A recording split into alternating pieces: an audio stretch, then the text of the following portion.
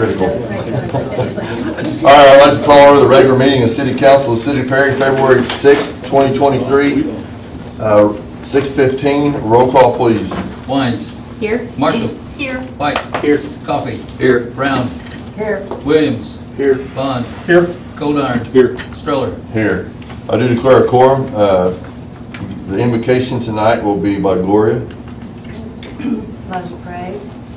Father, I thank you for your magnificent love and your goodness to us. I thank you, Jesus, for your mercy and your grace that was extended to us from Calvary.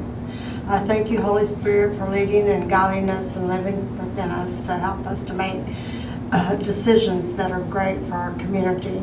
I thank you for the blessings that's been poured out upon us. Now I just ask you to continue to bless our city, bless the people around this table, and help us to make wise decisions tonight.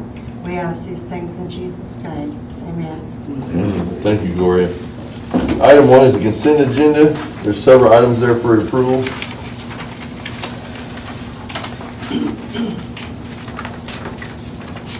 Motion to approve the consent agenda. Second. Any discussion? Roll call, please. Wines. Yes. Marshall. Yes. White. Yes. Coffee. Yes. Brown. Yes. Williams. Yes. Bond. Yes. Goldiron. Yes. Stroller. Yes, thank you. Item 4, comments from those assembled pertaining to the items on the city agenda this evening.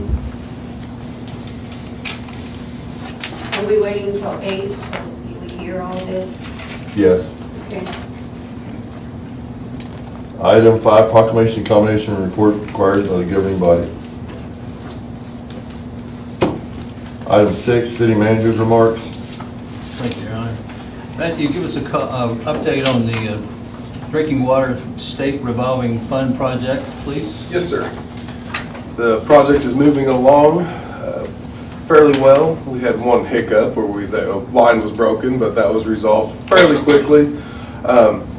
They recently achieved some work that I'm very happy to report about. They installed an insertion valve on the old 12-inch cast iron line near the old water tower site, and that coupled with a couple other main valves were able to kill out that 12-inch cast iron line between Ditch Witch and the old school grounds right there, which is very good in case something were to occur to that old line during construction. We'll be able to isolate it and kill it. It's also good for when we start working down through the neighborhood to be able to isolate that line. These insertion valves are very pricey items, especially for a 12-inch insertion valve. They're about $20,000 a pop. So once they put it in, I was glad to hear that we were able to isolate that line, because if we had interconnections we didn't know about on this old line, which is a very common occurrence, a lot of times you have to chase your tail for quite some time to figure out how to kill those lines. They've basically laid the main from Ditch Witch proceeding north along 15th Street now. They should be getting to the school very soon. Once they reach the school, they will stop, they'll pressure test, disinfect, and then we're going to switch the connection to the school, to the new line.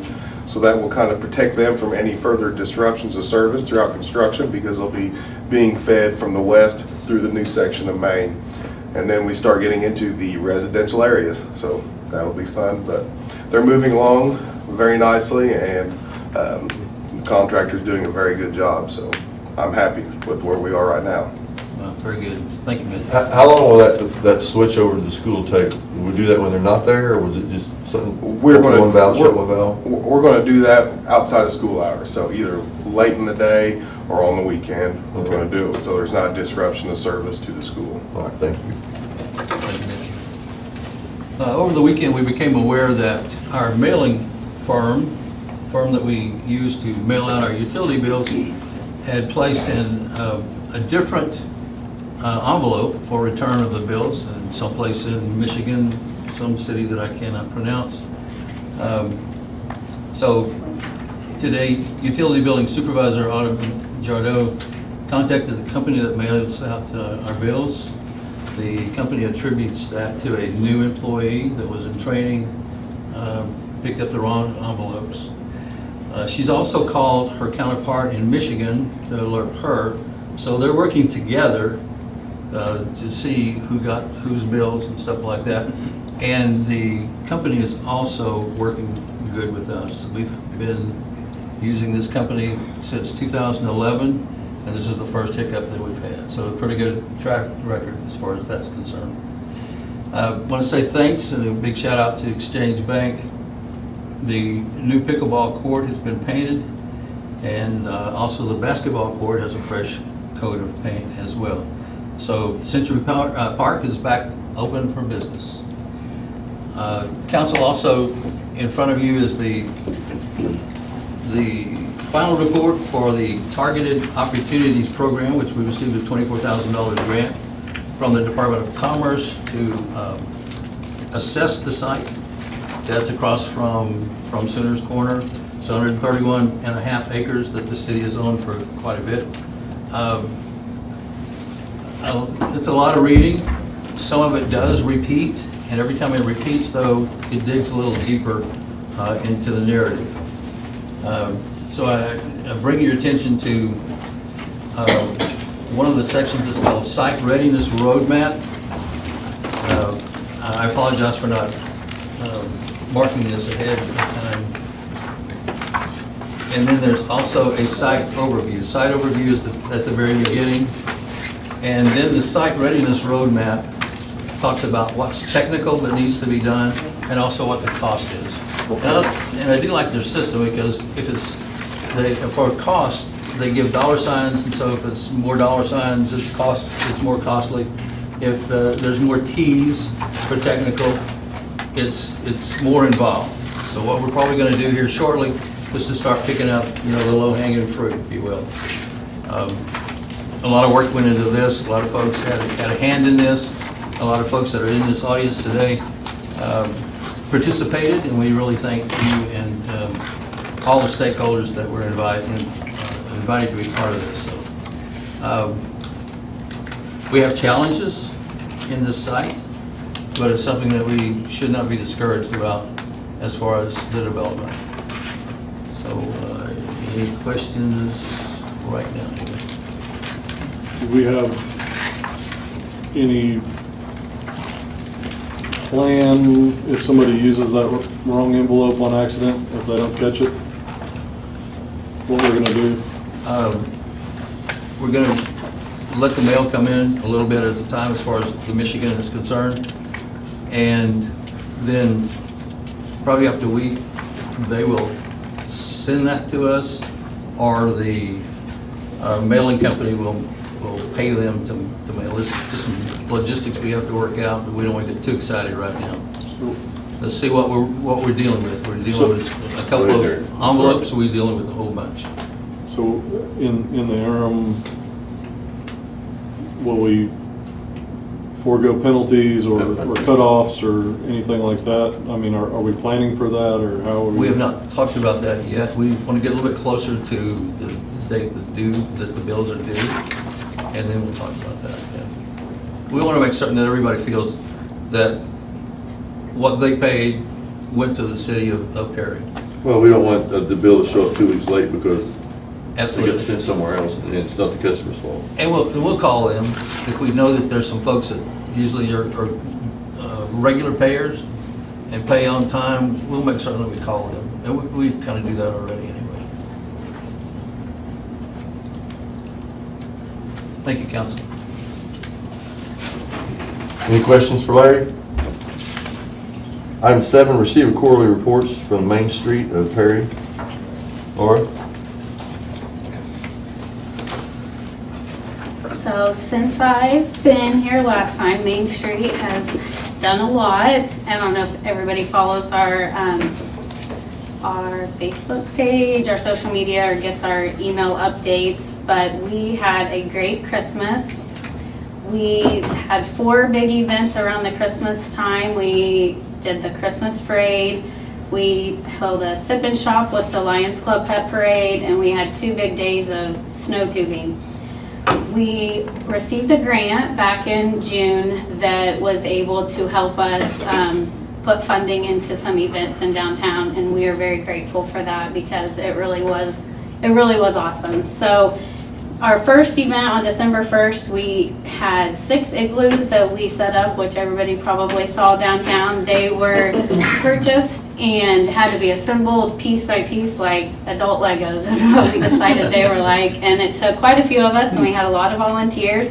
And we put those together, and then we moved them down on trailers.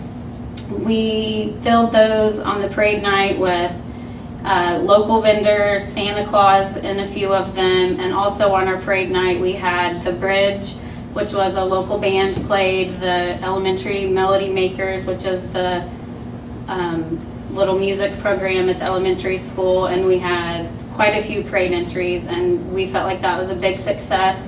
We had partnered, or kind of with the library. They put Santa in the library before the parade, and we held Santa in an igloo after, and we felt like that was great. He was very pleased with that. It kept the lines down. I don't feel like anybody was too upset about coming to see Santa and waiting too long. So I felt like that, our first Christmas night was a good success. On Saturday of that same week, which was very busy, but we partnered with the Lions Club and did the sip and shop, and we put vendors in the igloos again, and it just kept people staying around downtown, which we felt like was good. And we had some little cards where if you visited certain igloos or businesses that were open, you were entered to win $250, which everybody loved because everybody wants some Christmas cash right before Christmas, and we had a great participation in that. Our big event was our snow tubing, which was held 2 different nights. We held on Thursday, December 8th and Friday, December 9th. This event, we had researched different ideas of what we wanted to do, and everything was just so expensive, and it was all like inflatables, and it was just things that you could bring to Perry, but it wasn't like real, and we wanted something that the community hadn't had yet. And so I had contacted this company in Dallas, and they just take bags of ice and just turn it into snow. And they really thought we were crazy that we wanted them to come to Perry. And they were like, well, you're going to have to pay travel fees, and you're going to have to do this. And we were like, and we know. And so we had rented their biggest slide. So it was a 10-foot snow slide. And they traveled here from Dallas. It took 4 of them, and it took them multiple hours. And they covered the snow slide with 40,000 pounds of ice, which turned it all into snow, which is pretty amazing. They just brought the semi truck that holds the ice, and they just worked and worked and worked, and it was pretty amazing. So they turned that street by the city hall and into, we called it like a winter wonderland. We put lights up, and we had a local volunteer that gave us some hay bales, and it was great. With those 2 nights combined, we brought in over 600 children from Perry and other surrounding communities. We had everybody sign a waiver, which kind of gave us like a little bit of liability, knowing that like we're not liable for if your kid gets hurt, I guess. So within the waivers, we made sure to include their email and what town they were from, so we kind of had a way to track. And after that, we realized that there were kids from Lucene, Morrison, Covington, Stillwater, Enid, Ponca City, Oklahoma City, and some from Tulsa. So it was a pretty big event, and we had over 500 waivers that were signed. This event took over 30 volunteers, and we did pay a few employees because at one point we were like, this is a lot of work. They had to take the tubes, we had to take them over, somebody had to hook them on a rope and pull them up, and even some of my high school volunteers were like, this is a lot of work. I was like, yeah, it's a lot more than just the fun of going down. We had multiple volunteers that were local teachers, students, church members, community members, and a lot of these members were first-time Main Street volunteers, and we were very, very thankful for that. Our social media page reached over 2,700 people between Facebook and Instagram. Our website went over 2,000 views and increased our followers by 2,000. And our social media page grew over 443%, which we thought was amazing. Thanks to Facebook for being able to give us all those. And our event was paid entirety with our Malzahn Foundation Fund, which included the snow tubing, the igloos, and also reindeer. We brought in a live reindeer, which was a huge hit. Everybody loved the reindeer, and they were from Reindeer Club of Oklahoma. And on Friday, the last day, we also had some free inflatables, which was good for kids who didn't want to keep snow tubing. They could do that because everybody was out of school. We were also able to purchase a few new lights downtown. I don't know if you guys saw like the arches. We purchased those, and we were able to purchase one new display, which was like a little girl and a reindeer, which was on the east side of the square. We sold wristbands, and we were very grateful for everybody that was able to help us. Ditch Witch, they delivered chains and cones and had the 2 large generators that we use for spotlights. And a huge thank you. Every time we called a city employee or a city department, nobody told us no. If we were like, we need some sandbags, they came with sandbags. If we needed electricity, I think Brian left the Christmas party to come help me with electricity. We had help from everyone, the Parks Department, Street Department, Electric Department, police officers, fire department. City Hall was great. We're like, we're gonna take up your parking. They moved. The city manager, he was great, worked with us on getting the roads closed, and all the county, Gary and all the county guys, they did a great job, and I feel like we had a great feedback. I don't feel like anybody was upset. We decided if somebody was upset, we were just gonna give them their $10 back, but nobody seemed upset, so we were good with that. And we wanted to give a big thank you to anyone who attended the Home of Tours. They gave us all their money back from the Christmas Home of Tours to purchase more downtown lighting. So if you participated in that, or anyone that open their home to people, we're grateful for that. So that was a wrap up of our Christmas, which was so fun. In the spring, we're going to start our farmers market. I'm not sure exactly when that's going to come back. I had talked to the lady who was the one who really wanted to do it, and she said when it got a little warmer. So we don't have a date on that. Our big golf tournament, which is our biggest fundraiser for Main Street, is coming up. It is set for May 5th, and we are going to have 6-man teams, the same as usual. If anybody's played in it before, $300 a team, and then we look for whole sponsors, and that's just one of our big fundraisers that we do. Next month, we are starting our partnership platform, and our partnership platform is where we get partnerships that want to partner with Main Street. We are not a membership-based organization. Being nonprofit, we are mission-based, and so our mission is to keep our downtown thriving and keep events coming downtown, and we are able to do this through so many donations that we receive every year. We're going to start it on March 1st, and it'll go through March 31st. We have 5 levels of partnerships. Our first one is our platinum, which is $2,500. Our next one is our gold, which is $1,000. Silver is $500. Bronze is $100. And our Friends of Main Street is anything under $100. We are very thankful this year. Seven Clans Casino is going to give us a free hotel stay at their water park. So we are anybody that donates to Main Street will be entered in to win that. So we feel like that was pretty exciting for us to get. So look for that coming up in the next few weeks. Next, our facade grant program is currently open, and our facade grant program is for any downtown space that's in our Main Street district can apply for lots of different things, but a lot of it is like just the front or beautification, paint, awning. We have not received as many grant applications as we would like, so it's still open and we still have money and we still want people to apply for those. We're currently working with the Senior Citizen Center. They are excited. We're going to get a new awning, and they're going to have a new logo to put on the front, and so we're excited.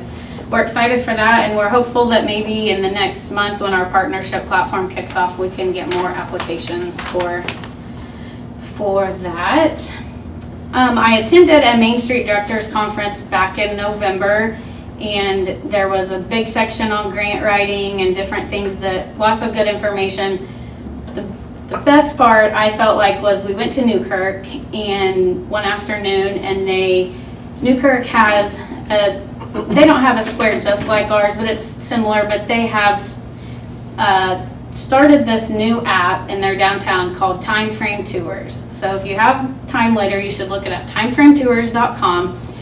So I have met with somebody who is going to donate some money so that we can start it in our downtown. And we're in the beginning processes of it, but it is going to be like a downtown historic tour through the app on your phone. So you will take your phone and we will have, there'll be 10 to 15 locations within our historic downtown district, and you'll be able to see pictures of what it originally looked like and standing in the exact, well, similar location of where maybe the picture was taken, to where you can zoom, like fade the picture out and fade it in so you can see what it looked like back in 1920 to see what it looks like now. Within that, we'll be able to give like a little narrative description, a little bit of historic background on each place. The company that does it will come and meet with us, and we'll pick 10 to 15 places within our downtown, and they'll try to locate it like on the GPS, so you can't actually open that spot to see the building or get the tour without being in that location. So with this app, not only will it give you a tour, I feel like it's also something that's going to be great for the younger generation, because they're not doing anything that doesn't have their phone in front of them. And I know we have a lot of buildings that have the Main Street plaques, but I think this is going to be a really neat opportunity for younger kids and just anybody that wants to see a little bit more, because I think everything's on your phones now, everything's technology. So we're very excited to start this, so you can learn more about it on timeframetours.com. And the last few things I think I had was, we just submitted in January, we submitted 14 award nominations for the Oklahoma Main Street Awards. At the end of February, they will judge them, and the awards banquet's in May, and we're hopeful to at least get nominated in the top 3 for at least 1 or 2. They were a lot of work, so that's all I have. Do you have any questions? I just think it's awesome. I mean, it's a lot. That is a lot of stuff. And it'll help the whole city, I think. Yes, we're excited. December was a lot of fun, so thank you for everything you did. It was great. It was fun. Somebody said it felt like a Hallmark movie. I was like, that's what I wanted. I think it's really That was neat our that you- unwritten goal. I think it's really neat that you changed some things up this year. I thought the square looked awesome with the igloos, and it was just real different. And I know sometimes people don't like change, but I think change is good for the seniors. I mean, for my age group, I say it looks great, and I'm proud of it. A lot of my age group don't want change. Thank you. Yep. Thank you, Laura. Thank you. Item 8, update from Matthew Coe on the drainage issues of Maple and Tire and 2nd Street. Give the city staff direction as may be deemed appropriate. Matthew? Thank you. Well, we've met several times with the Drainage Committee, and those meetings have been very helpful to go out and, assess the situation and look at alternatives that might be available to mitigate the flood issues that are occurring throughout the Hughes Sorrell addition. We looked at several options to be able to try to improve conditions down there.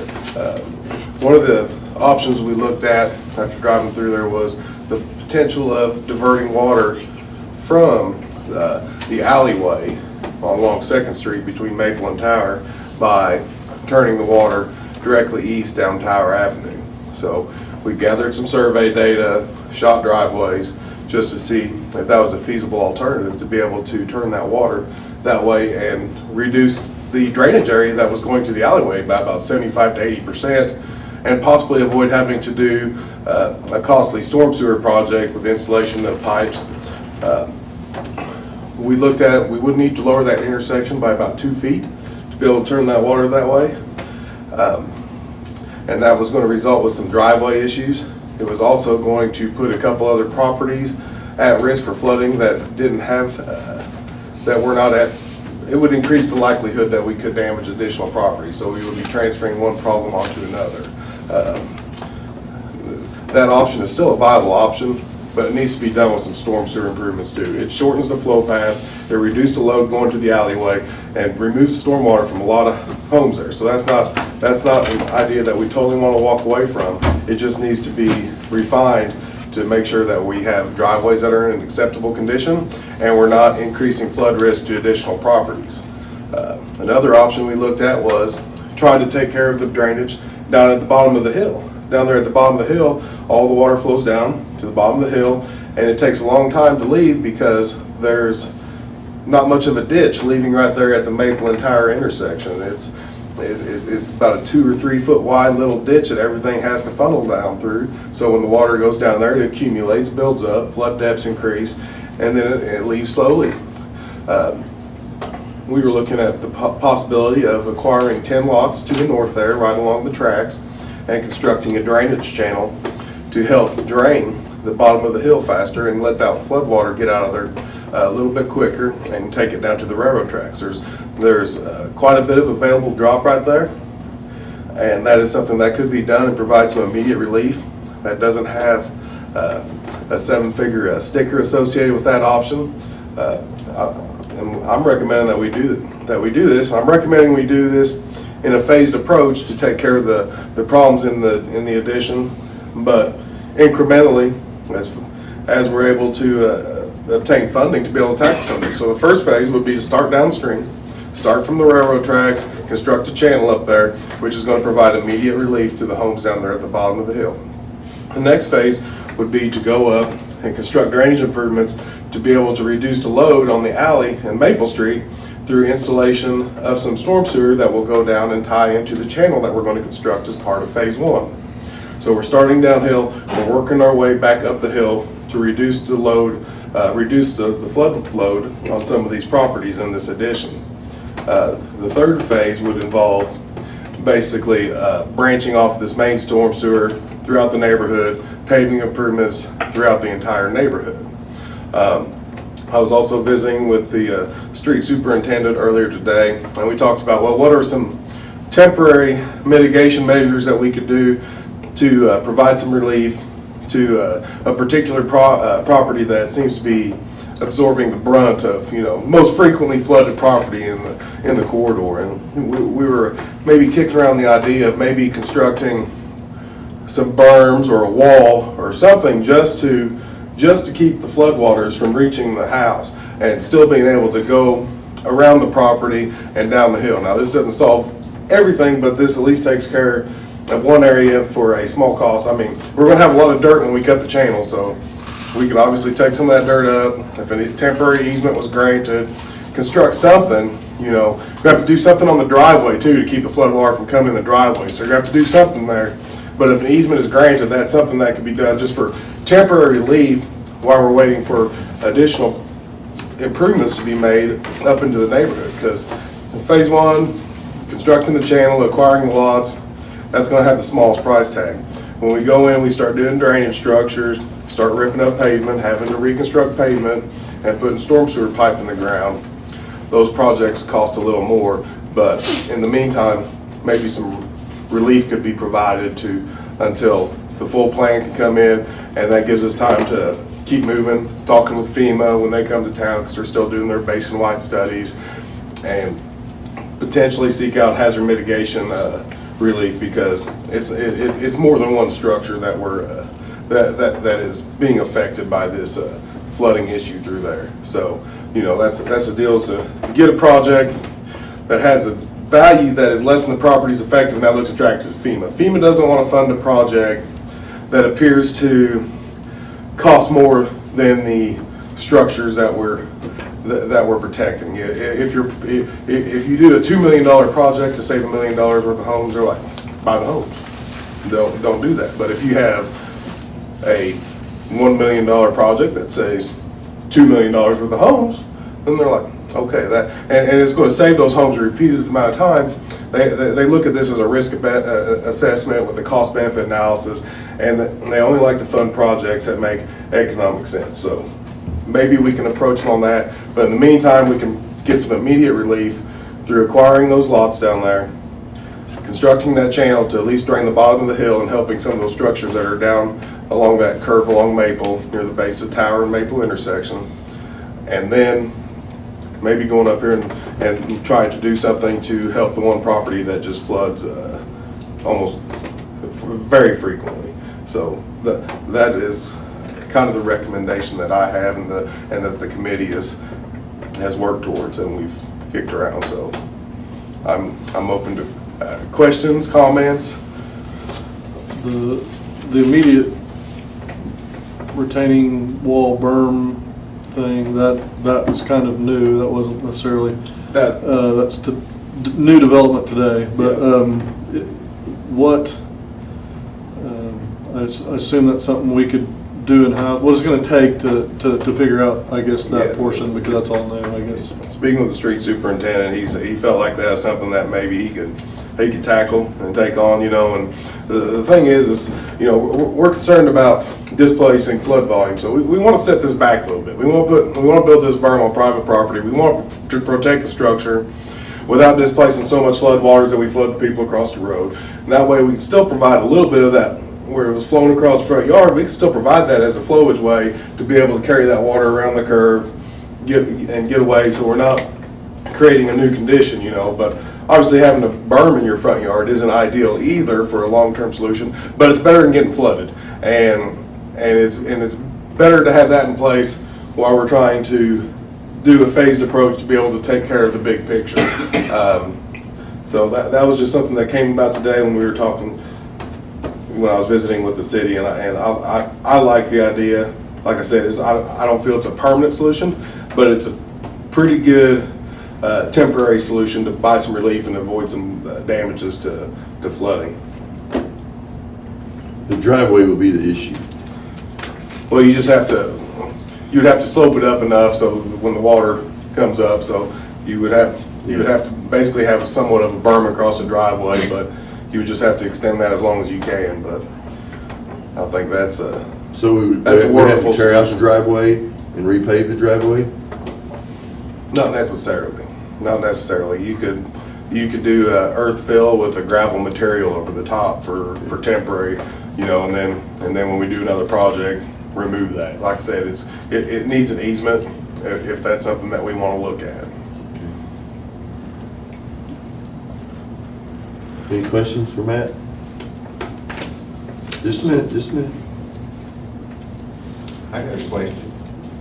So the first portion, the phased approach portion, I believe, and I'm not trying to, either you can speak up at any point, but as far as I know, that was the latest recommendation that we had come to through many meetings, and would like to bring back to the entire board to recommend down at the end, acquiring the lots and the channel, moving on up that he mentioned, and the remainder. The rest of it is new, so I can't at this juncture. I'd have to understand more. But Well, yeah, so the first phase is, we talked about 3 phases. The little berm around the home near the alleyway, that's new. That hasn't been presented to the Drainage Committee. That was just brought up in discussions today. That's new information.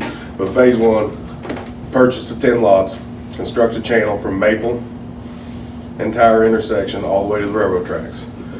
And that will serve phase 2 and phase 3 when we come in and start doing the paving and drainage improvements extending up into the neighborhood to be able to carry that flood water out there.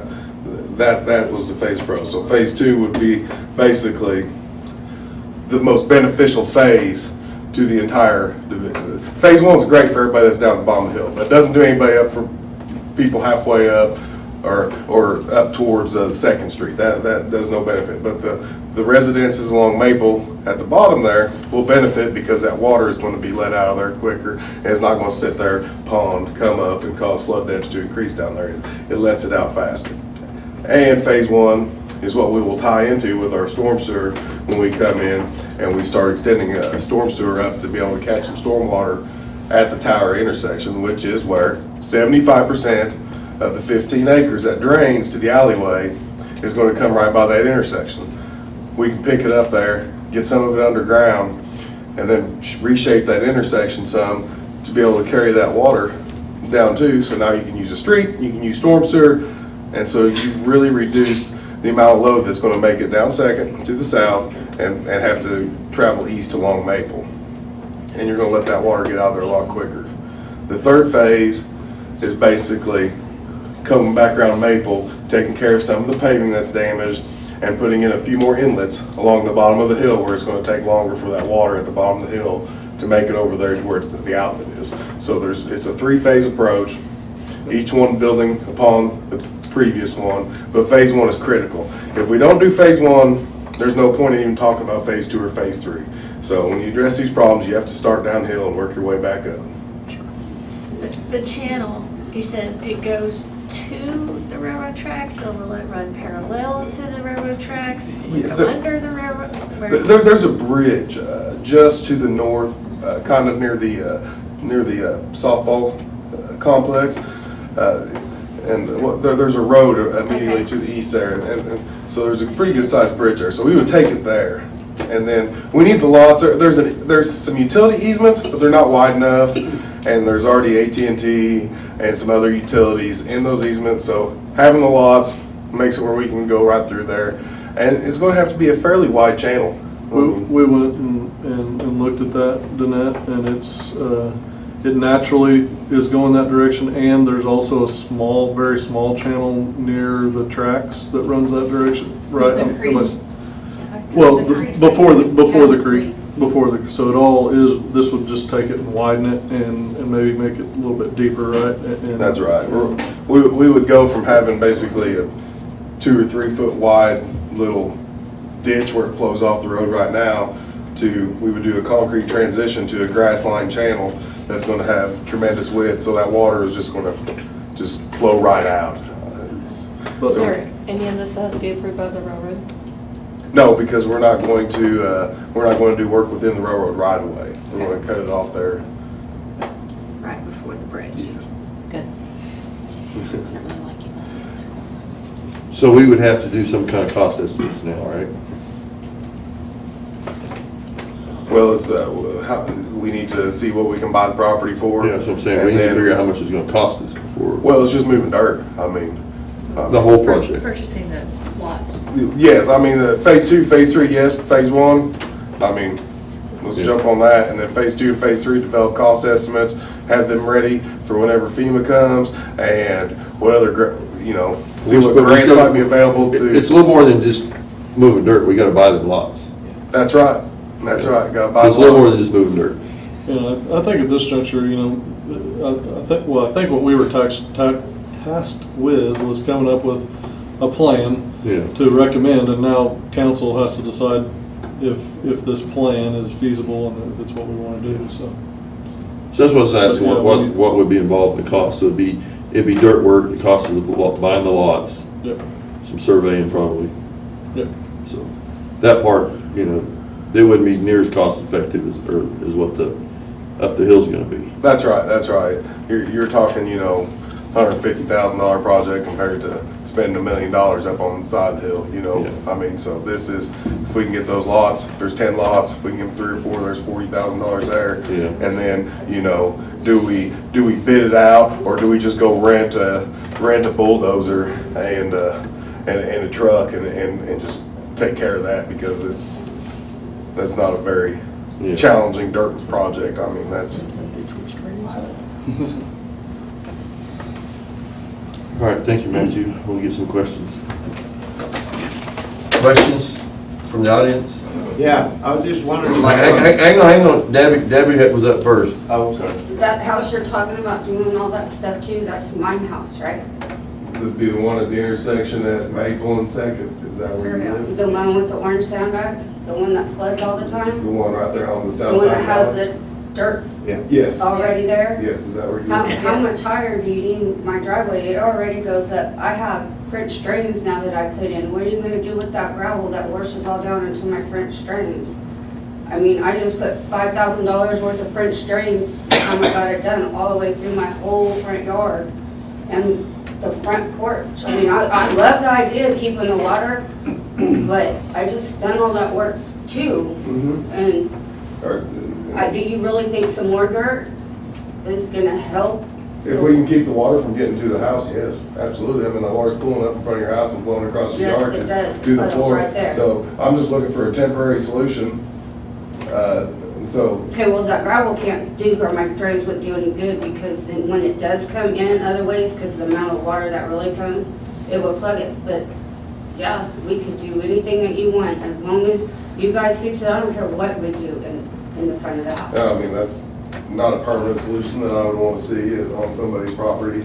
But, you know, if it protects the house from flooding, why? I'm additional game, measures? as long So- as it's not gonna make my house look ugly forever. I'm tired of the orange sandbags, I'm tired of my house looking like the ugly sore thumb in the neighborhood, but I'm tired of the flooding even worse. So, whatever we need to do, nobody's ever even come and talked to me about any options like that. Well, I think all this is new, Debbie. mean, Yeah, I know, you and- just told me that, it's just, And I think we need to let it soak in, get some yeah. more information. That's a lot. But hopefully, you know, I guess what I see out of it is if it I got a Jeep. keeps something from happening this spring. I got a Jeep, I'll put that sucker in four-wheel drive till Mom get in it. Now, Matthew, I'm sorry, on the driveway, is it possible to put a grate where the berm is on the drive, you know, where the higher part of the driveway is, and then move it down to the easement that we have? Would that help just a little bit? That easement's not. In other words, gonna put run another water. drain in so it collects the water, then we have to put some kind of guttering system or a pipe or something to the south. Water don't run uphill, it's washed away, that easement is washed away, it runs through my yard, it doesn't run east and west, it's all washed away, you have to build the easement back up and then open it to run.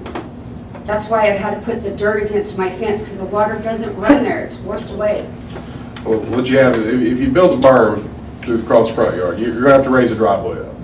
So once you raise the driveway up, the water's gonna flow either to the north or to the south to get around. You also have to provide a means for the water that's coming off of the roof of the structure to be able to flow around the house. And so you have to leave it open on the backside, but the problem is on the front of the house where the water pools and then it has to flow up and going down the hill. So you have to provide a means for the water that comes off the downspouts from the front of the house, the west side of the house, to be able to go south and east around to get out of there. A grate's not gonna do much good because water's not gonna flow uphill, so. Okay. Sir? Okay, what if they put a taller curb out there where her house is around that curve? Because that's where they have to sandbag it all the time. Could they raise that up enough to where she wouldn't have to have the sandbags out there? That's another potential too. You start doing concrete work, then, you know, that could be an estimate as well too. It's Yeah. not my money to spend. So I know we're gonna have dirt available when we cut a ditch. If we go start doing concrete work and building a retaining wall around that we're just gonna rip out in the future, that, you know, what's best for the city's dollar there, I'll provide the options and I'll let the council decide on how to spend the money. I like the idea of being able to set the berm back from the curb a little bit, so we're not displacing the water in the street too, because when you displace water, the depth goes up. I mean, that's what the Army Corps of Engineers spent most of the early 19th century building levees and doing nothing but raising flooding depths and creating other issues by constricting water in. So if we leave it back a little bit, we're not causing the flood depths on the neighbors to go up, because now we back this water up that used to be able to go, there's a neighbor across the road Through too. my house. There's a neighbor across the road too, so if we displace all this water here, and now it has to build up and flow out, are we pushing on to the neighbor's house across the road too? So I'd like to provide a little bit setback, that way that water can bleed around in there too, and we're not causing, I don't want to transfer the problem onto another person. That's not the right answer, is to, solve one person's problem and create another problem for 2 or 3 other residents. Yeah, It has to but be- she's the only one that's to put sandbags up to keep the water out of her yard. That's right, that's right. I didn't know if we raised that up a little ways, so you could help some of that not go in the I yard. wanna look at the house across the road too, because I know, you know, if we, the more that we can provide around that corner for, because there's kind of, the pavement comes up kind of high, it's a little choke point there for that water to go around the corner there. So, you know, if it gets up over that curve and it can use a little bit wider area to get out of there, it might be beneficial to, the people that live across the street. That's just something that, if we're gonna look at this, that's something we gotta decide before we say, okay, build it here, build it there. But, you know. Why isn't the stormwater diverting down the easement? There's a flume in the easement between our property and her property. The water can't make it because the flume is here, the easement's up here, so you have to It's silted wait. in, and then there's a previous consultant that looked at that, and they were recommending building a little channel to go down the easement, that was that, and it wouldn't even carry it was gonna carry, what, a 5-year event, you know, that solves one problem, but get a bigger rain, you still got the same problem. So it just, you have to be able to design your stuff to handle that 8 inches of rain in a day. That's, I mean, that's where, you know, we're flooding right now, just getting a couple inches of rain. So you build that, it'll handle, you know, an inch or two of rain. But what we do when we get 6 inches or 8 inches, you need to be able to get That's that water. because of years and years of it washing away and not doing anything, and now there's nothing there to slow the water down, and now it just comes. It's crazy the amount of water and as fast as it comes. She is my neighbor across the street. She takes the videos, the way it comes across her yard into my yard. It's like a rushing river. Fortunately, the city has annexed some of these areas in, has, you know, basically taken these projects on in areas that were not once part of the city. And so now, when development occurs, now they have to adhere to drainage standards. You know, when you develop something in an unincorporated area that's outside of city limits, it's the Wild West. I mean, they just, you know. 1981 was not that long ago. That's when my house was built, 1981, that's not that long. I was born in '82, it's starting to feel like a long time ago.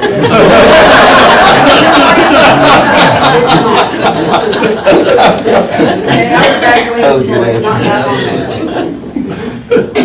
ago. Question, if you put drains in down the street, because Mr. Purnell said that they were gonna do new streets for us in 2023. Hey, it's 2023.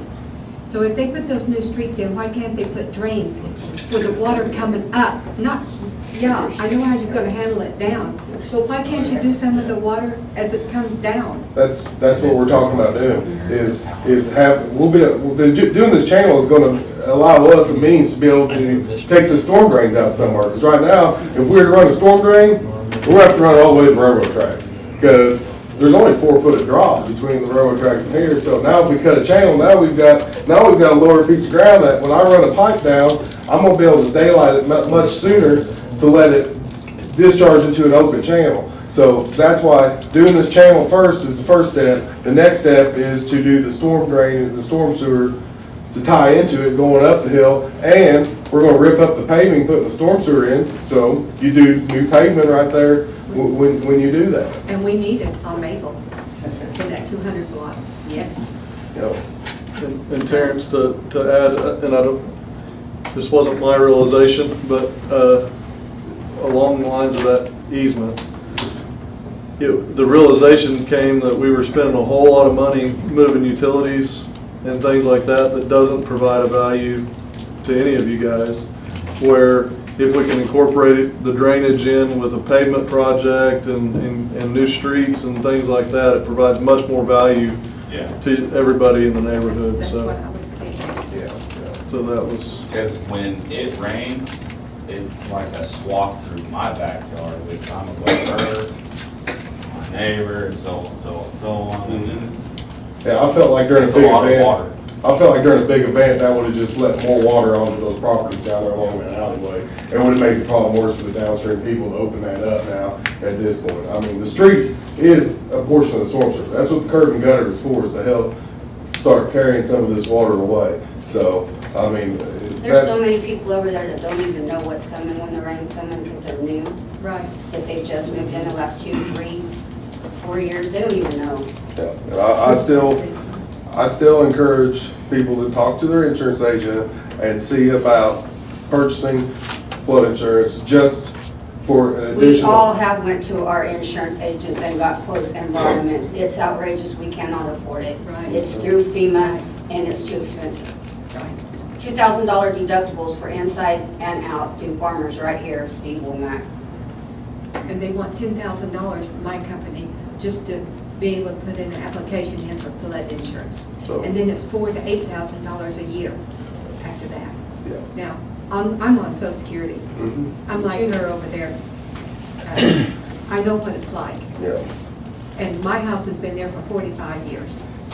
We shouldn't have to get flood insurance when we pay a drainage fee. It's an That's option. right. That's right. It's an option, it's just an additional assurance that's available, and I just pointed out, so you're aware that, you know, We don't live by a river, we don't live by a creek, we don't live by any standing water. so your insurance should be less, because it is, if you're not inside of a Zone A area on your flood maps, then your flood insurance is gonna be less than if you were located next to a 100-year flood Then you plain. should sell insurance and you would have all these people being your insurance. No, it's hard enough to make friends as an engineer. That's all I can tell you, because every insurance is lots of us. So is there going to be any water standing anywhere They're not gonna do anything. when you get finished doing all that? Will there be water standing anywhere? Are we going to have a pond someplace, or a ditch, or a pool someplace? Or are you going to open up that Cowles Creek again, or what? Well, we And want- the channels, I think she's talking about the channel, we talked about that, about making sure when it's not needed, that is dry. Yeah, that's gonna be, it'll have geometry such that you can get something with a blade down there, that way if sediment starts to build up, you can go in there and clear it out. We're gonna, we do a concrete transition, it's gonna be such that somebody go in there with a skid steer and scrape out the dirt and do routine maintenance on it, it's not just, That wasn't what I was saying. I don't understand your question, I mean, we're putting in, There is no intent of a pond, to directly answer that. No stale water. No standing water. Good, because Unless it's raining. mosquitoes would Unless oh it's no, raining. no, we're looking for free drainage, positive drainage throughout the whole deal, until it gets to either the main natural creek or a pond somewhere, but we're not building a pond, it's just drainage, it's sloped to drain. I would say 46 to 47 years, this water has been going down that hill. And they go through our backyards, they don't go through the alleyway, or easement, whatever you want to call it. They go through our yards. And there's that extra dirt that you say you're going to have, hey, there's a bunch of us that will take that dirt, get the potholes in our backyards and fill in where it needs. I need about 4 truckloads of topsoil in my backyard, simply because it all runs down. Washing away, yeah. Yeah, there's a lot of water that goes through there, So don't get rid of that dirt, just say, hey, if you want some, come get it. Because there's a lot of us that do. So Matthew, when you say gather more information, what other, are we talking about another survey for that area for the new berm? This berm that you're talking about, building? Yeah, I'd go down there and survey around the yard so we can kind of at least get on a plan sheet and be like, hey, this is what we'd like to do, this is where we need an easement to be able to construct this. Maybe incorporate the you know- next couple of houses to make sure that we're not moving the problem downhill. That's right. I mean, we focused on the tower intersection and went down to the railroad tracks and got all that, If we're gonna work down around Second, I need to just add that data in right there. And it's good to have. I mean, when we end up doing the roadway project in the future, we've got the survey data, so that's nice to have already, And then when we start the dirt work for, no matter if it's contracted out or done in-house with labor, we can stake it, give check grade and help whoever's doing the operator work to make sure that they're building as intended, and we can handle it however. Is that something that we can do and move forward with? I think we can do that in-house. Just do that, do that in-house? And Well, we then- have to have agreement for an easement, yeah, I mean, she has to grant us some kind of easement to do her yard work, so. Yeah, I mean, She as wants to know far what as it gathering the is. data though. Oh, yeah, either they. As far as gathering information, and then whatever he brings back to recommend, then that's when we make some decisions on whether we want to move forward with getting an easement or whatever from her to do what we need to do. Yeah, I just need to give a little site, like, hey, just build a little burn this wide up to this height through here, do this for the driveway. if that's something we want to explore there, and then I can see if we can acquire the property, and if we can acquire that property down there, I'll start on a little grading plan to shape the channel down through there and do a little concrete transition to help drain at the Tower and Maple intersection, so. Are those all owned by different people, those lots, or do you even know yet? Three owners. Three.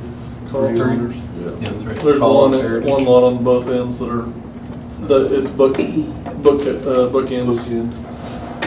But there's no development or anything, it's just lots. I think it's the lots that we wouldn't want any development to go in there anyway.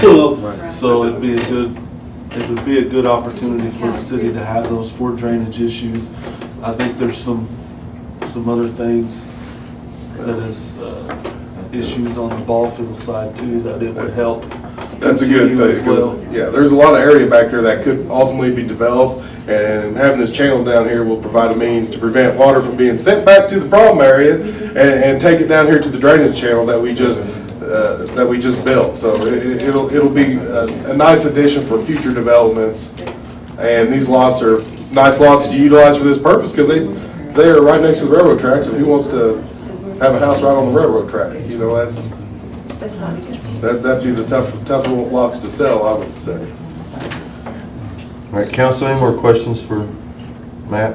I think I'd like to say something, it's very important that everyone have a clear understanding of what we're talking about, particularly when we have the public involved, because, everybody wants to hear what they want to hear sometimes. And that can occur here, particularly with somebody that has come here so many times. What's in front of you is this three-phase approach. We're talking about only doing phase one. I have contacted the owners of 9 of these lots. And there's 3 owners, but 9 lots we've talked to, and I believe that they're capable of being acquired. But as I think Matthew has said, phase 2 and phase 3 involve the expenditure and appropriation of considerably more dollars than what phase 1 would be. So to walk away from this meeting today and think that the problem, will be solved would be wrong. We're doing a plan here. And to even get to phase 2 or phase 3, we're going to have an appropriation of dollars, in my opinion, which is vastly more than we have in the drainage fund. So those dollars will have to come from somewhere else. I checked with Meredith. $250,000 for the whole community in that drainage fund right now. Acquisition of these lots, I'm hopeful $3,000-4,000. That's what I'm hopeful for. And I do have, I believe, 8 of them purchased within that rate. So I'm comfortable that if the developer believes that that's what they're worth, that's probably real close to what they're worth. But I don't want anybody to leave here to think that they're going to get new sewer pipe and new paved roads down Maple and Tower. That would be a mistake to think that. If you approve this, we're going to try to look at this accommodation with respect to Ms. Wallace's property. It will be necessary to acquire an easement like we've talked about.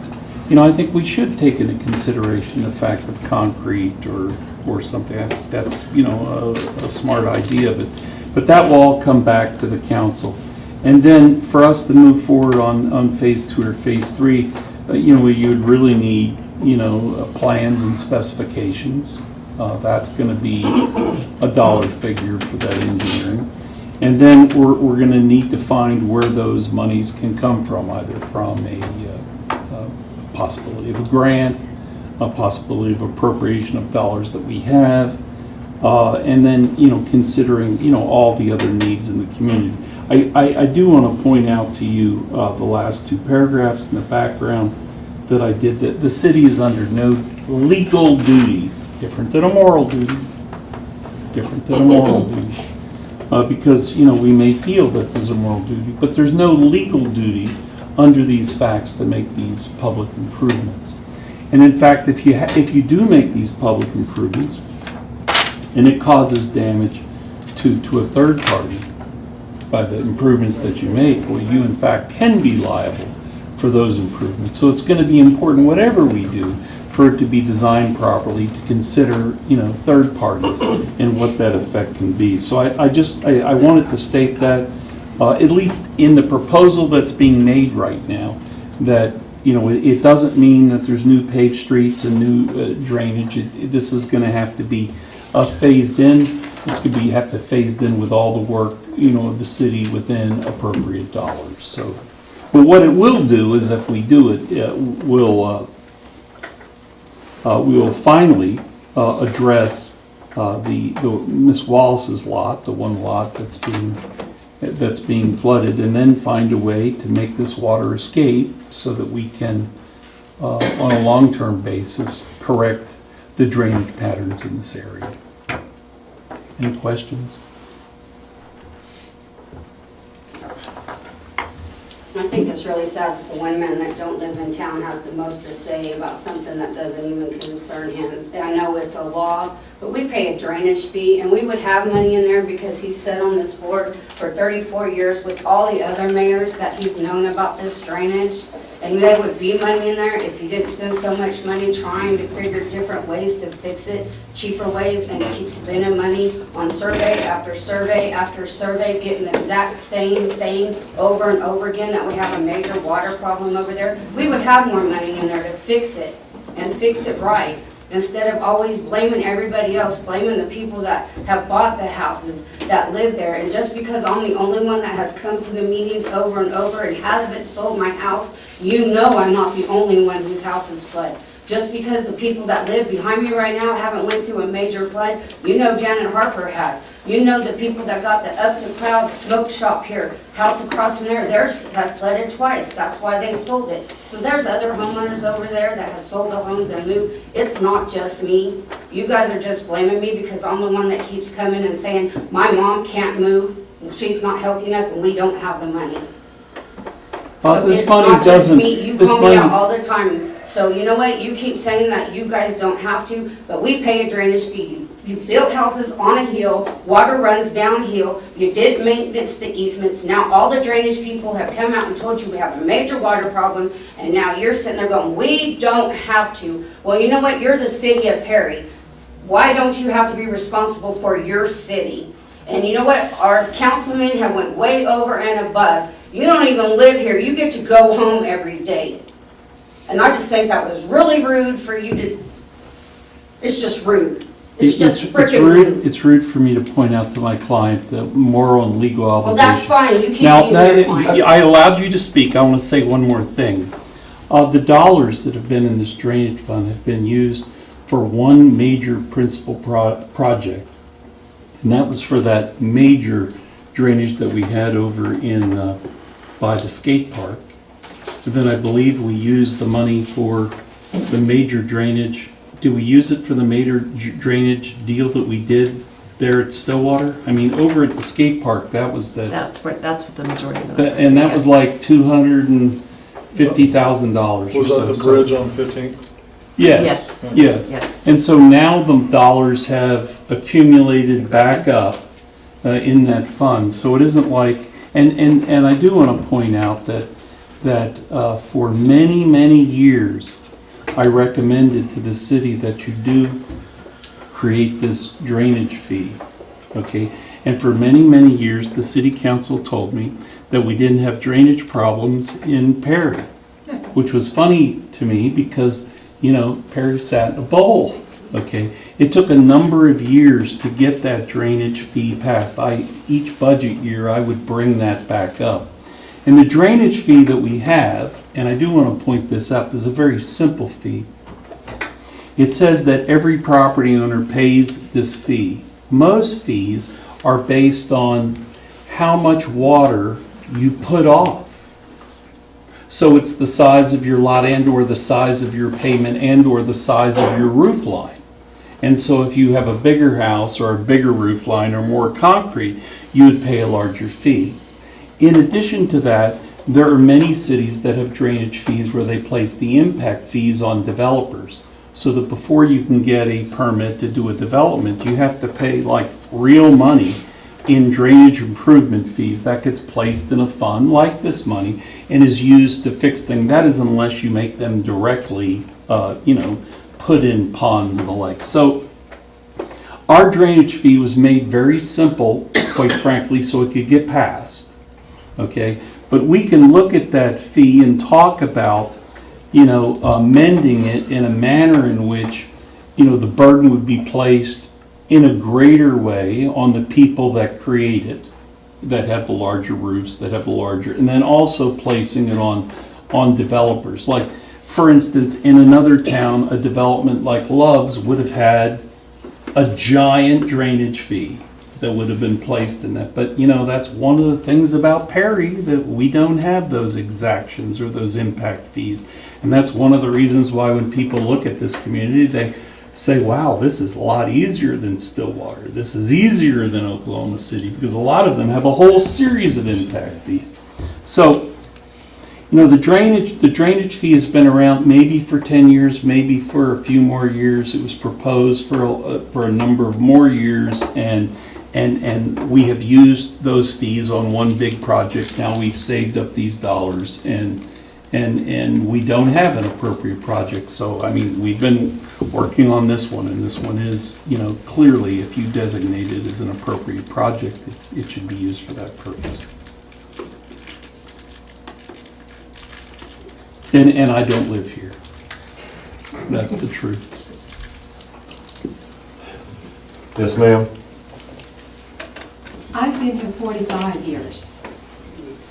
Why this hasn't been done in 45 years, I don't know. You've known it from the very start, or pretty well from the very start. You've known it for a long time. And I know that my father used to come down and talk to the mayor, talk to commissioners, and talk to a lot of people.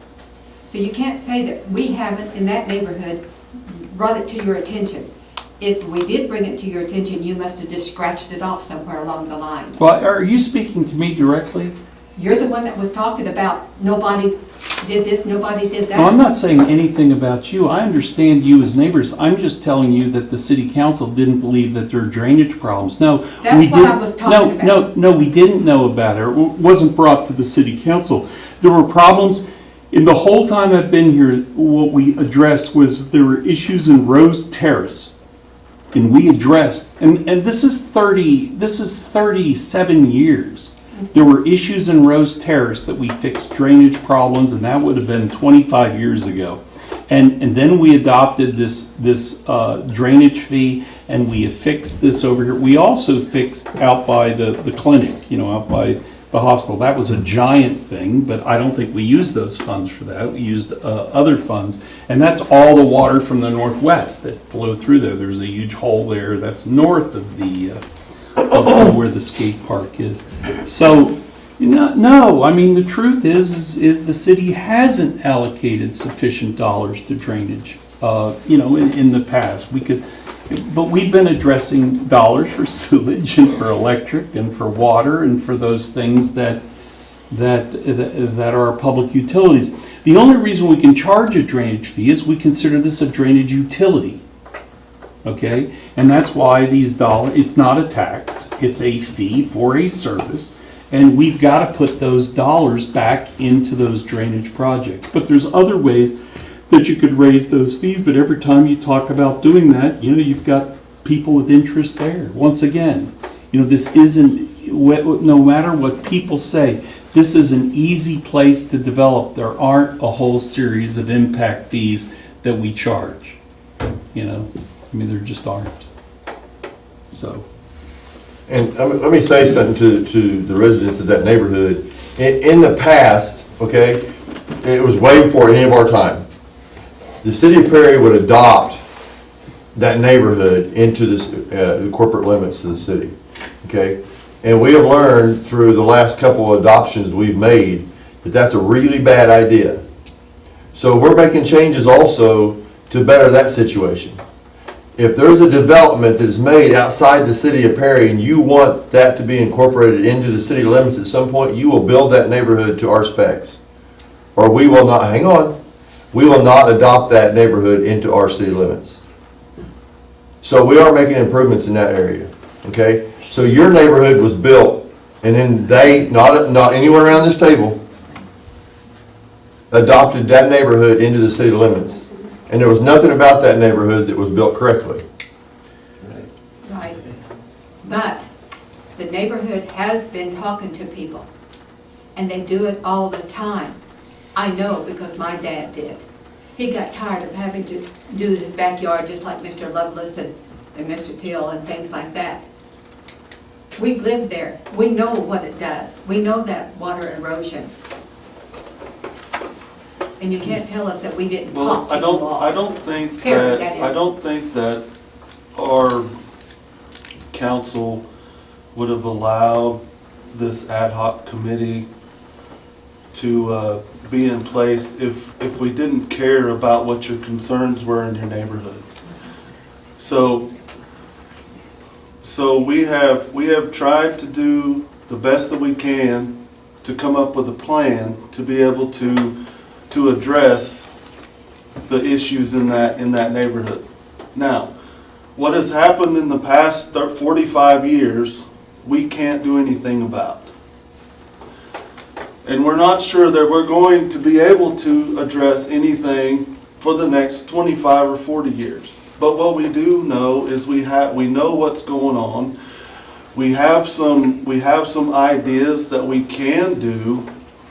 And when we do, and possibly in the future, if there's some funding where we can do a major, which is a major street improvement, this is what's going to happen. But in the meantime, we have to pick things that are within our budget. So I mean, I don't know. That wasn't what I was getting at. Well, I mean, and I don't mean to be disrespectful to anybody, but we heard the same things over and over again, and that's why we have formed this ad hoc committee to be able to address your concerns.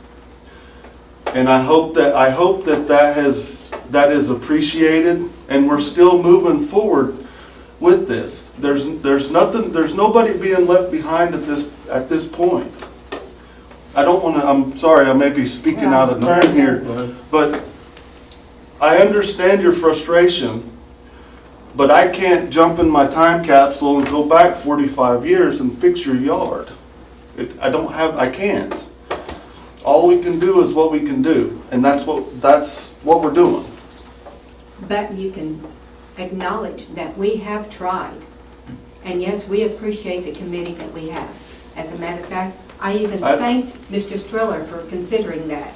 And you all come in. I don't think it's, I mean, and again, your dedication to this situation is recognized. But, I mean, in order to move forward, we need to quit looking backwards and move forward. And that's what we're trying to do here. So, I mean, and I would, in my opinion, in my own words, is I would just appreciate the patience moving forward. This is not something that can be done tomorrow. It can't be done next week. It takes time. So, I guess for myself, I would just appreciate your patience and let us work to come up with a plan. Okay, and I appreciate that. So, will you keep us informed, or will we get a letter for the next time we get to come to any of those? The next step? We'll do.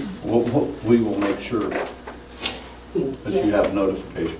Okay, I've already told you, I'll take care of my own yard, my own property, but whatever you all can do to help me, I told you from the very beginning, I will meet you wherever you want to meet, whatever it takes to stop that water from getting in my home.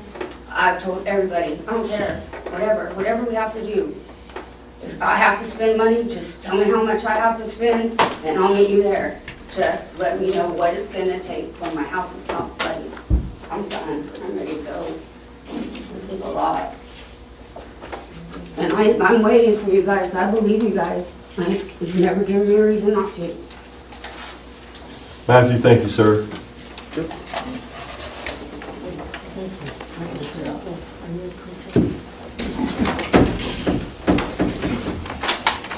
Let's move to item 9. Well, I think that, you know, that you could make a motion to implement the, you know, to move, to have Matthew, well, first of all, I'm gonna start acquiring these lots unless you're on the budget. I kinda told you what the number is. We have to approve this before you can do that. I think right? so. That's what we're looking for. We're looking for at least, you know, phase one. I would say approve phase one and at least the acquisition of the lots. Then if there's some dollars for the improvement, he can bring that back and then also do the surveying. Correct.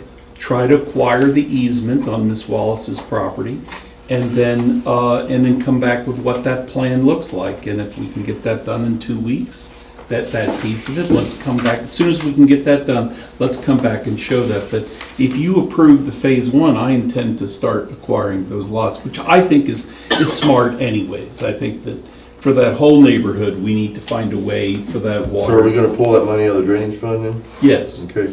yes. Is there, and how much? Out of the drainage How fund. much do we have in the drainage fund? About 250,000. I do want to make a little change to your wording Yeah. before anybody, Sorry. I would like some sort of rendering representation of what on Mrs. Wallace's property we would do before we try to Right. acquire the easement. And also look at the neighboring properties too, to make sure that we're not Yes. creating an additional problem. Yeah. Matthew, I believe when we met with the ad hoc committee, at the far end of Tower where of Maple where it moves around, there was concern there, and we thought about putting that berm there. That was the original berm that we were talking about. Where it turns and goes towards the lots that we're talking about on Maple. Where Tower and Maple meets the curve down there? Well, where Maple, it goes straight Curves east around. and then it turns. Towards the north. Okay, right there where it turns, that's where we're talking about, putting a berm there. Or Or a excavate? wall, I'm sorry, a concrete wall, making the curb a little bit higher. Like on the south side of the road on Maple. Oh, yes, that was, that'll be part of, once we redivert that water down Tower, then we were talking about potentially doing something with the curb line there to Right. protect but that's when we do the divert, that'll be phase 2, farther up the hill. It's not at the bottom of the hill, it's a short distance away from the Maple and Tower intersections, is what I Okay. recall All right. talking about there. Thank you. Where it curves and how it hits it. That's me, that's me. So someone make a motion We need a that we continue with phase 1. That's, Yeah. I make a motion that we continue with phase 1 and acquire those properties and right there. for Matt to go ahead and do the engineering, the cost assessment of doing the drainage, through those lots. Second. Any further discussion? I do have a concern, like, let's say we carry on with phase 1 like we're talking. But we still don't know where that funding's coming from for the other phases, and phase 1 is supposed to be temporary. No, No, phase one's phase first. one is not. So phase 1 is per the recommendation that we knew tonight, before we got here tonight, Okay, which is the 10 lots down at the very end and just getting the water out of the neighborhood. okay. Which has to be done. And then you're right though, the temporary would be in her yard. But I don't think would we have to approve that separately, or is that? Well, you could make any motion that you want. You Okay. could make that motion, but you know, I think what you said is you wanted to see that. You want to make sure it's surveyed. You want to make sure it Look into that a doesn't. little deeper. But I think she should be able, I mean, she needs to be able to see what she's agreeing to before she's Absolutely. agreeing to it. Before she and- signs it easy. Yeah. Agree. Absolutely. I would like to keep it separate because it's brand new. It's something that we haven't fully evaluated. Yeah, we had, And first and time I your had it. wording, I think, fits just that phase one down at the end, so. Yeah, I think that's what, That's pretty much. That's what I that's pretty heard. much what I meant by the Yeah. motion was You made a motion. just to Okay. do phase one, Can you second? the 10 lots. Okay. And the second one for him to go do the assessment, find out what it would take, how much it would cost, and what it would look like Yes. before we Okay, so obtain you the amend your easement. motion to include that. He already said he did. Yeah, Yeah, that's what I and heard then, him say. yeah. Any further discussion? Roll call, please. Wines, Yes. Marshall, Yes. White, Yes. Coffee, Yes. Brown, Yes. Williams, Yes. Bond, Yes. Goldiron, Yes, Stoller. Yes. and then do we need a second one for the new, I think we're okay. The motion got amended. not with that? I think, Did you? With what were you talking about? Oh, I So heard understand what you're that. saying. What he brought to the table? Just hang on. What were you wanting? Yeah, what, so just to be clear, I'll go back through it real quick. The three phases that we knew about before today was phase one, down at the end, the 10 lots, getting the water out. 2 being up the hill, up Tower to the intersection, at Second, and a little bit beyond. And the rest would be the rest of the pavement and drainage around. The new part being in Miss Wallace's yard, whatever that solution looks like and anything that we would do there for temporary abatement. Did you include that portion I didn't in include- your I- motion? I didn't No. include that Oh, in okay. the motion. So that's where I was I saying. thought it think- was, okay. I'm sorry. So I go thought- ahead if you want that. You I can. thought Larry said he could handle that in-house. We think we can handle the drainage from the lots that we're buying. Okay, but we still need a motion to approve for him to do the surveying. And did I answer your question? No, I'm confused because if you're gonna, so if you're wanting to see a rendering of that, there's no need in making a motion to do that, in my opinion. Well, and that's What it where, was out I of, guess, right? So it has to spend the money, I We have to mean, approve the dollars for him to do that. Well, he said, I thought we need to back off so we talked about, it was stated for him to go ahead and do the engineering on that project and do the engineering on the project, phase one down there. That's what the original motion was. And then Derek said, I want to see the rendering first. Okay. So I thought we just pulled just the rendering out, and we're not gonna do any work. We're gonna come back with a rendering and say, okay. I understood his as whatever it took to do everything down at the end. So I'm sorry, apologize if I misunderstood you. Yeah, and I thought, and that's what I thought the amendment was, to take out doing the surveying on Debbie's yard. Yeah. We don't wanna do the surveying on her yard in that, Phase one. in phase one. We wanna do that separately. So phase one is just for Just for down at the doing the end. surveying down at the end on those 10 lots, For him to try to. for him to purchase those. And that's the first motion. Or that was the first. And then someone needs to make a motion so we can at least do the engineering and bring a rendering back on Debbie's lot. Did we have a second on yours? Yes, Yeah. Okay, Yeah, and did we yeah, vote? voted on it. yes. Yes. Yeah. Okay. So now is there any other motion? Make a motion And I that would we- say if you wanted to make that motion, it'd be a motion to direct Matthew to get with Chris Burpa and to come up with the various cost of plans. We talked about concrete or earth and berm or the like.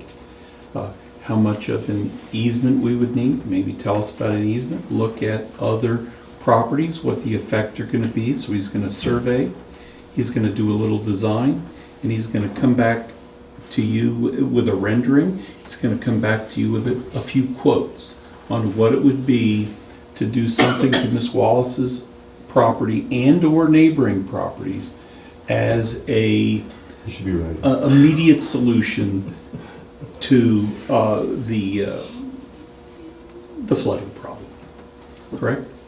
Now, the vote we just took, is that 8A?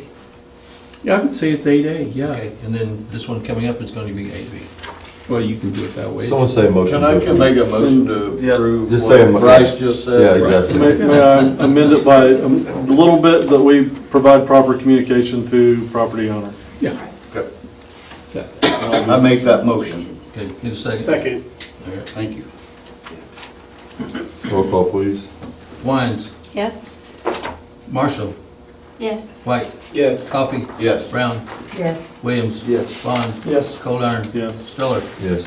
I don't like this job.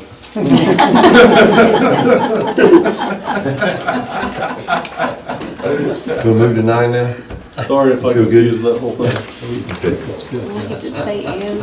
All right, item 9, consider approval of agreement with the City of Perry of Oklahoma Municipal Corporation, Perry Facilities Authority, a public trust, the Perry Municipal Authority, the Perry Memorial Hospital Authority, a public trust, the Stillwater Medical Center Authority, and Oklahoma Public Trust concerning the operations of the Stillwater Medical Center, Perry Branch.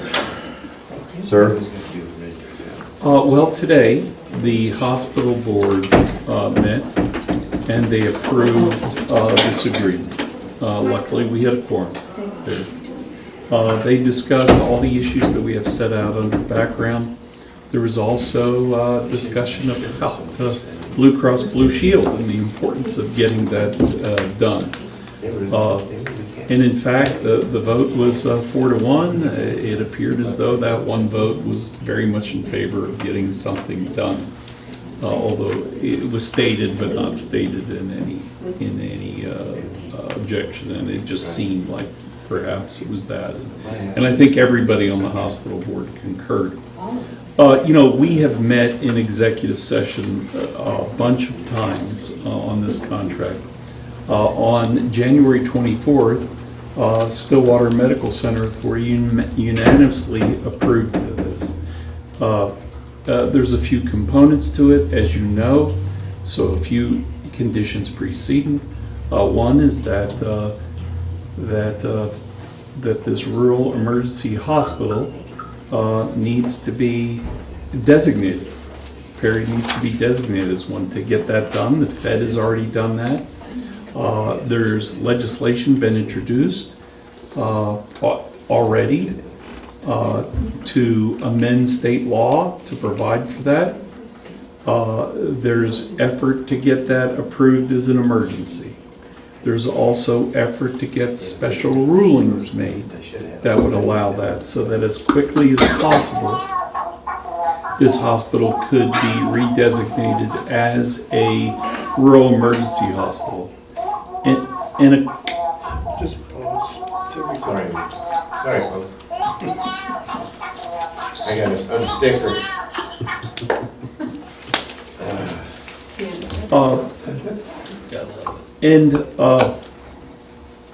And so that legislation has been submitted, and hopefully will be done. This has to be deemed a rural emergency hospital. I think we've talked about why that is so important, and that is that this hospital has got to operate in the black. Whether Stillwater is operating, whether we take it back and operate it at some point, whether we get someone else to operate it. And I've been kind of misstating it a little bit. I said that they got their cost plus 5%. It's not their cost plus 5%. It's what they were receiving plus 5%. Okay, so it's not like all your costs plus 5%. It's the allocation that Medicare was making plus 5%, plus $276,000 a month. And they believe that that will keep them in the black. The second thing we have to do is we've got to get the funding in place, the remodel in place. Now, we took the construction manager off the agenda. It was on the agenda. We thought we were going to appoint one. But G.E. Johnson, who was the recommendation, is pulling all of his offices out of Oklahoma. It had nothing to do with us. It had to do with a corporate decision. So we're going to have to kind of re-advertise and do that and set us back a little bit.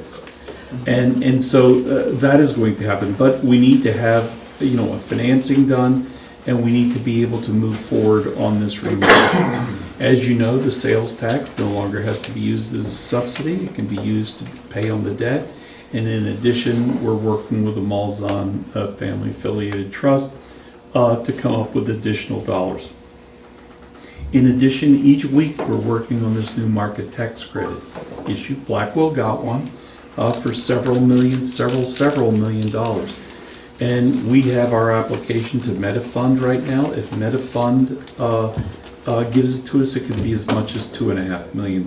So we believe that we're very close to having the money, although we don't know exactly what that's going to be, what that money looks like, until the architect finish and the construction manager comes forward with those items. So there are some things that we have to done and are all part of this agreement. But we have no options. If we want a hospital in this town, we have to approve this agreement because our current agreement is running out at the end of March. And the only way we can preserve the hospital in any form to be able to do anything in the future is by approving this agreement. Like I said, they've already approved it. The hospital has approved it. You're going to meet in 3 different bodies today as the City Council, as the Perry Facilities Authority, and the Perry Municipal Authority. And I'd ask that on each one of those that you approve it. This is, as you have stated, your #1 priority, and we intend to move it right to the forward and to get this done. If this gets approved today, we're going to formally until this is done, it was difficult for us to make a formal request to the trust for funding. But with this now, we can make a formal request to the trust for funding. We've got a deal in place, and we can continue to work on the financing. So we would ask that you approve this agreement. There's not much has changed. The one other thing I can say is that every agreement has a trigger clause in it. They have reserved a trigger clause, if this happens and this happens and this happens, they're not committed for the full term, and the full term is 7 years plus the time it takes to construct it. But please note, they had a trigger clause in this contract, and they could have exercised it upon notice, and they didn't. They went the full, almost 5 years. It'll be 5 years at the end of March. They've worked with us as a partner, and I recommend that we approve this agreement. Well, like you said, the board did approve it unanimously, and it was all positive comments about. That's right, you were there. Perhaps you could, anything that you might want to say, because you were there.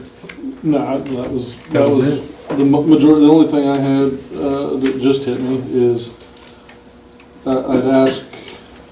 I think it was the last time we talked about this. The bill that's going through, that's hoping to rush through. The date on it was, I think, September.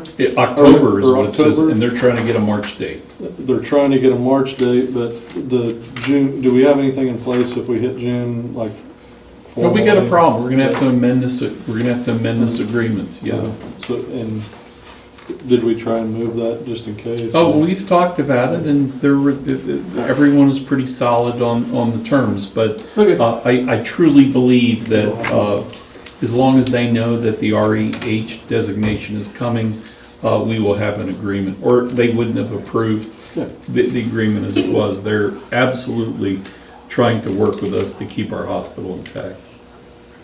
In the hospital board meeting today, Stephen did say as soon as the REH comes through, immediately the hospital will switch to that. They're not going to wait on the remodel. I will add it was approved unanimously to allow the CEO or the chairman of the board, correct me if I'm wrong, to execute as soon as some other things. So that they did it preemptively is all I'm getting at. They approved it. So I feel like they're confident in wanting to be here as well. So one other thing was Stephen here, he did say, because the question came up, what's going to be left of the building? And it's the whole north part, it's the current entrance, and then everything north of that. They're going to use some of the basement. Most of the facilities that run the place are in the basement. They talked about taking the surgery center and making that the place for the observation rooms, taking part of the hallway, making offices there. And, it's a much smaller footprint than what it is. It's going to be a much smaller footprint, and we're going to have, but it's going to be what they need. It's going to be what they need. And part of this whole thing is we're gonna have, at some point, when this is done, when this is completed, there's gonna be a disconnect occur, and we're gonna have to pick up the balance of that. They also talked today about the fact that they're still looking for partners to come in there. If they can find someone to help utilize that space, that's what will happen. So we still have, hurdles in front of us, but this one solves the hurdle that I've been wanting to solve since April 1st, 2018, when I was looking at, 5 years from now. And A lot of us have been on council, a few of us have been on council a long time, but it seems like that, Derek can vouch for this, we always get that close. Just get that close, we can't quite get over the hill. And we got over the hill on this one. So it's very important we close this deal. They give us a chance to close it, so it's our turn. So Bryce has worked really hard on this, and we've paid him for it, of course. So I'm tired of paying him for it, okay? So approve this. Motion to approve? Second. Any further discussion? Roll call, please. Wines. Yes. Marshall. Yes. White. Yes. Coffee. Yes. Brown. Yes. Williams. Yes. Bond. Yes. Goldar. Yes. Streller. Yes, thank you. Item 10 has been pulled. The organization that this committee was going to recommend decided they didn't want to do business in Oklahoma anymore, so we're back to the drawing board on item 10. So we will move to item 11. Consider approval of contractor's application for payment number 1 in the amount of $438,155.48, and a contractor's application for payment number 2 in the amount of $106,275.45 to Wind Construction Incorporated for the services performed on the Perry Water System Improvement Project. This is the water project we got going on now, is paying up their, the first 2 payment applications. So moved. Second. Any further discussion? I'm sorry, who seconded? Roll call, please. Wines. Yes. Marshall. Yes. White. Yes. Coffee. Yes. Brown. Yes. Williams. Yes. Bond. Yes. Goldar. Yes. Streller. Yes, thank you. 12, approve the following invoice for Myers Engineering Consulting Engineering Incorporated, the water main replacement, $6,142.53. Make a motion to approve. Second. Any discussion? Roll call, please. Wines. Yes. Marshall. Yes. White. Yes. Coffee. Yes. Brown. Yes. Williams. Yes. Bond. Yes. Goldar. Yes. Streller. Yes. Item 13, consider payment to UTS for 24 AMI electric meters in the amount of $11,640. Kind of exciting to know that we needed to buy 24 meters. More. These are all new ones. These are new ones Are we ever gonna be done for buying? new house, for new homes. But they're Hey, additional, that's not exciting. replacement, right? I mean, they're additional? That's what the way I took it. Yeah. They're stock, yeah. Okay. It just takes about 100 weeks to get them, so you kinda gotta give them. I make a motion that we approve the invoice for $11,640. Second. Roll call, please. Wines. Yes. Marshall. Yes. White. Yes. Coffee. Yes. Brown. Yes. Williams. Yes. Bond. Yes. Goldar. Yes. Streller. Yes, thank you. Item 14, consider advertising a request for proposal of certain networking equipment, including a network switch, 2 wireless access points for the Perry Carnegie Library, and authorized filing of Form 470. Pam? So E-rate category 2 has funds that they come along in certain years. You may have a 5-year to spend your allotment. So we put out an RFP, and it's for wireless access points and for switches. And I've been working, Joel's the geek. Joel's an expert, he knows what he's doing. So this would be good for the patrons. This would be good for the staff. E-rate pays 80%. Oklahoma Department of Libraries will hopefully have money to pay the 20%. If they, by chance, we don't get the 20%, then Progress Club, I could ask them, and they've never turned me down. But whenever we get the bids, if we don't like the bids, or if the bids are higher than we think, or there's not enough money in our pot for the 80%, we just don't accept a bid.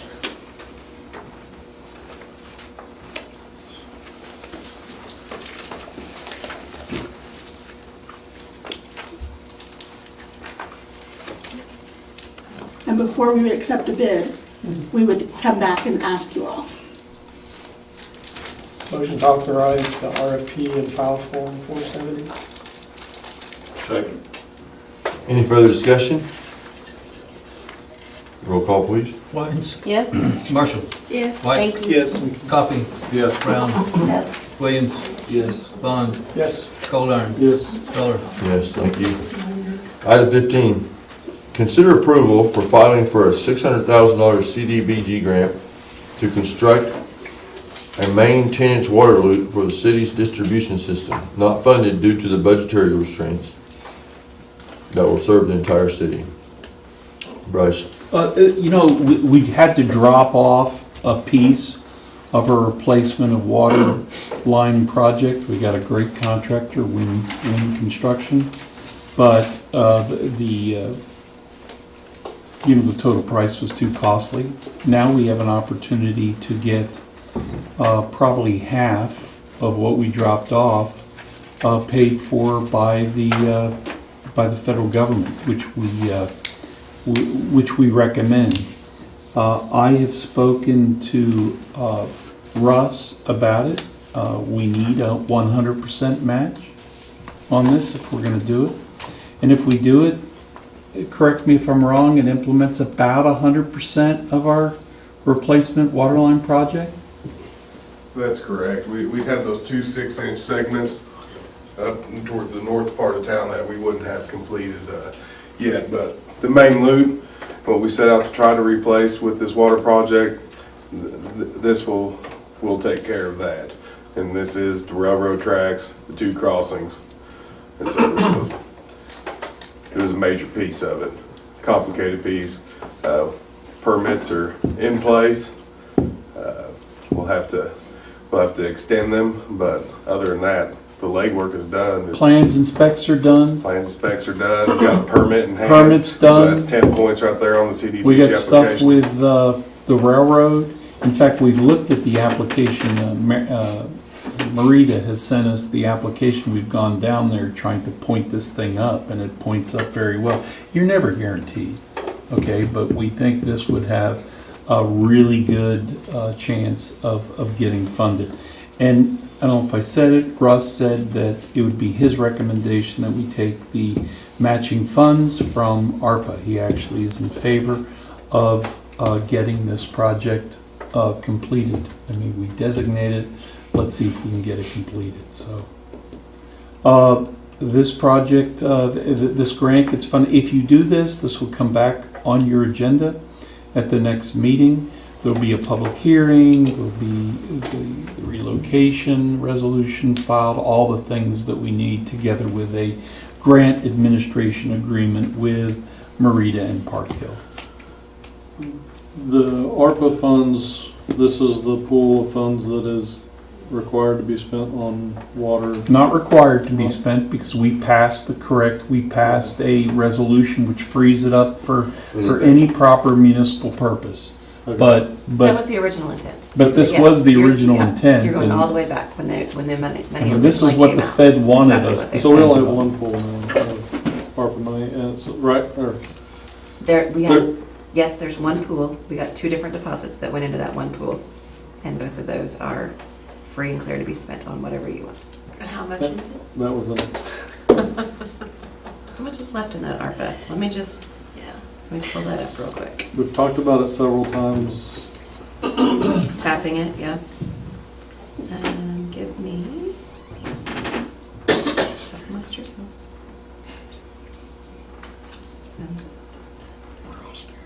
know, don't stare at me. Let's see. Just gotta find the email. Well, then our last financials, here we go. ARPA funds, 432,000. So we don't have the 600. It's not quite, the balance, I would recommend that From we, huh? Electrical capital improvement. No, I would say we take it from excess McMurtry sales tax. This completes, this is a water project, this is the very purpose of that tax. We do have excessive sales tax dollars there, but you'd have to make the appropriation. Now, of course, is not the time. You just need to have a picture. Now's the time to go file, to get this authorized. But by the next meeting, if we do, Russ will be here and he will help us designate those funds. Do you have any other ARPA funds that have already been tagged to be spent on something that hasn't been spent yet? No, because no, this is cash basis, the Okay, it reports is. that we do. And we would have already moved that into another restricted. Yeah. So if the total cost of the project is 1.2, the grant, is it up to the 600? It is, but if you want maximum points, you apply for 100. It's kind of one of those weird grants. Normally, if you apply for less, you get points. This is you apply for more, you get points, and you need to have it matched at least by, we believe, at least by 100% to get this grant. I mean, it's no use trying there's no use trying unless we can. Now, I will tell you that Marita files it for free. It's only if we get it, is there the grant administration. So, we've already discussed that. And it was her, the 100% is coming from her, is that, or, I mean, where are we deriving the 100%? I felt like you were. The scoring criteria is you borrow 600,000 for maximum points, and then you have to leverage it for 10 additional points. So if you ask for 600 and you're only asked for 300, you'd only get 5 points. So if you want the full 10 points, you have to at least pony up $600,000 to go with that grant money to get those full 10 points. As competitive as CDBG grants are, you need to have your permit in hand, which you have, and you need to have those additional points.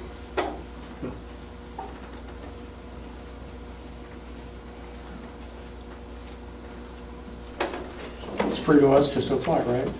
Yes. We can decide that we get- Yeah, it's free. It's free to apply, but we do need to have a project. Right. And we do. Yeah, we do. Yeah, I mean, if we're going to do it, we do We've have got a a project. shovel-ready project. We have a shovel-ready project. Which is big for this grant.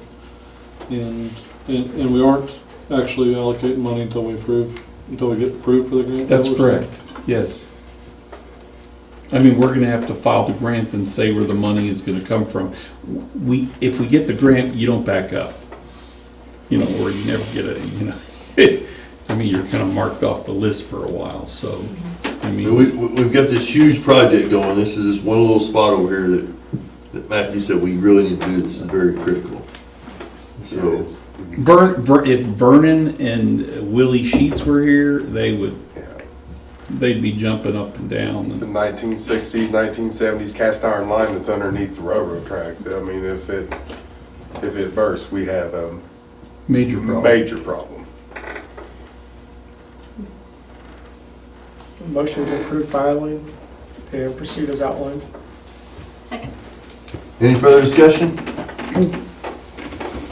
Roll call, please. Lyons, Yes. Marshall, Yes? White, Yes. Coffee, Yes. Brown, Yes. Williams, Yes. Bond, Yes. Goldar, Yes. Streller. Yes.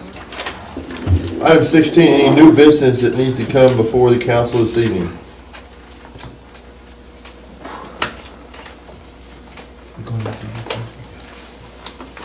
Item 17, consider convening executive session to confer on a confidential communication between the city attorney and the governing body on a claim for reimbursement of a transformer placed in the Perry Industrial Park if the public body, if the public body with the advice of the attorney determines that disclosure will seriously impair the ability for the public body to process the claim in the public's interest. So moved. Second. Roll call, please. Larry?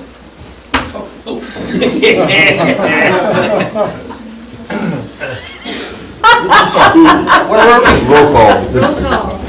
Got a motion? Derek and Jamie, Derek and Oh, Danette? yeah, Danette. Derek and Danette. Okay, I'm sorry. I'm new at this. Okay, who made the motion? Derek and Danette. In whatever order you want. All right, very good. Roll call. Wines? Yes. Marshall? Yes. White? Yes. Coffee? Yes. Brown? Williams? Yes. Milano? Yes. Stover? Yes. Strela? Yes.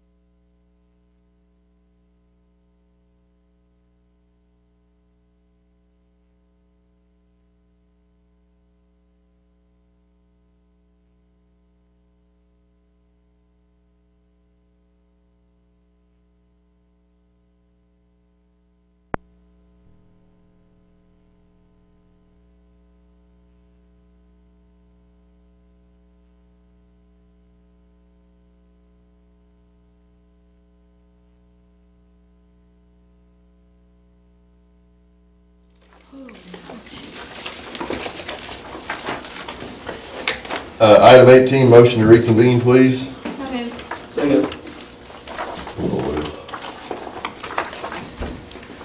Wines, Yes? Marshall, Yes. White, Yes. Coffee, Yes. Brown, Yes. Williams. Yes. Bond. Yes. Goldar. Yes. Stellar. Yes. 19, take any action with respect to executive session. Item 20, motion on adjournment, please. So moved. Second. Roll call. My goodness. Let's put some, Just- someone just else. get over here. No one gives a crap. 1 and 2, we don't get that. We won't argue with the German. Wines, Yes? Marshall, Yes. White, Yes. Coffee, Yes. Brown, Yes. Williams. Yes. Bond. Yes. Goldar. Yes. Stellar. Yes.